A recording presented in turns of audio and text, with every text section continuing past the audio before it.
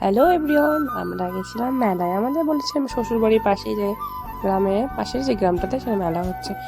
প্রচুর ভালোই বড় মেলা হচ্ছে। এখানে কাঠের দোকান থেকে শুরু করে খেলনার দোকান, আইসক্রিম, ফুচকা, তারপরে যে গেমসগুলো হয় বলে ওইগুলো নাগরদোলা, ডিস্কো, যেটা ব্রেক ড্যান্স বলা হয়, তারপরে ট্রেনও এসেছে।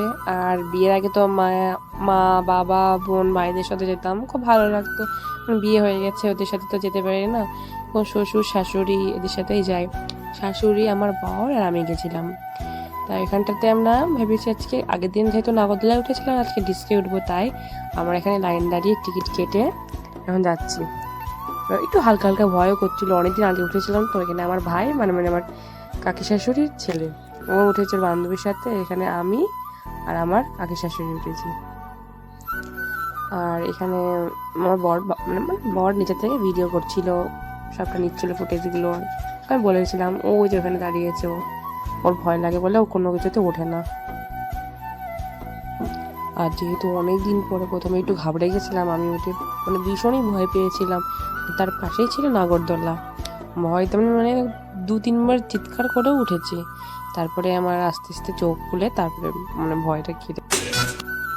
আমার শাশুড়ি মা বারবার বলছে, ছেড়ে শক্ত করে ধরে রাখো, চোখ খুলো না, বন্ধ করে রাখো চোখ। আর ভয় পেলেও খুব ভালো লাগে, এখানে সব অনেকেই ওঠে, আমার খুব ভালো লাগছিল।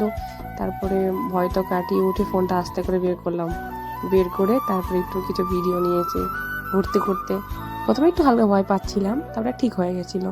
আমার তো আমারটা খুব ভয় লাগে না, ভালোই লাগে উঠতে এতে।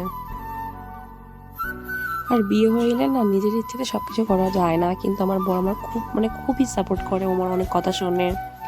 আমরা 2 দিন মেলাতে গেছি, তা ভেবেছি একদিন যাব, কিন্তু এখন না, 2 দিন ঘুরে এসেছি, আবার 2-3 দিন পরে গিয়ে যাবো। প্রায় 5-7 দিন এখানে মেলা হয়। এখানে খুব স্পিডে ঘোরাচ্ছিল আমার, ভালোও লাগছিল, হালকা ভয়ও করছিল, খুব মজা হয়। তোমরাও যদি কেউ ভয় পেয়ে থাকো, একবার সাহস করে উঠবে, দেখবে খুবই ভালো লাগে। তারপর থেকে আর ভয়ই লাগবে না। আর হালকা ভয় না লাগলে মজা আসে না। এখানে আমাদের যে কপাক ঘোরায় আর কি শেষ হয়ে গেছে, নেমে গেছে এখানে। ভাইয়ের বন্ধুরা, আমি, কাকি, তারপরে কিছু একটু ফুচকা খাচ্ছিলাম এখানে। এই কাকুটার ফুচকাটা খুব ভালো লাগে খেতে। বেশি খাই না মেলায় গেলে, 10 থেকে 20 টাকা এর বেশি খাই না মেলায় গেলে ফুচকা আমরা। তাই আমি কাকি ফুচকা খেয়ে নিয়েছিলাম। তারপরে একটা গেম খেললাম এখানে। 10 টাকার টিকিট কেটে ওই বল আছে, নাম্বারিং করা আছে, যেই বলগুলো যেই কপি যাবে সে কাউন্টিং করে, সেই নাম্বার যদি কোনো প্রাইস থাকে সেই প্রাইস দেবে। তো আমার হলো না, কাউন্টিং করে 22 ছিল, আমার 22-এ হয়নি, কোনো প্রাইস ছিল না। তারপর বললাম কাকিকে, বললাম যে তুমি একটু ট্রাই করো। তারপর কাকিও করলো, কাকি 10 টাকার টিকিট কাটলো একটা। তা কাকির হয়েছিল মনে হয় 17 কি 18।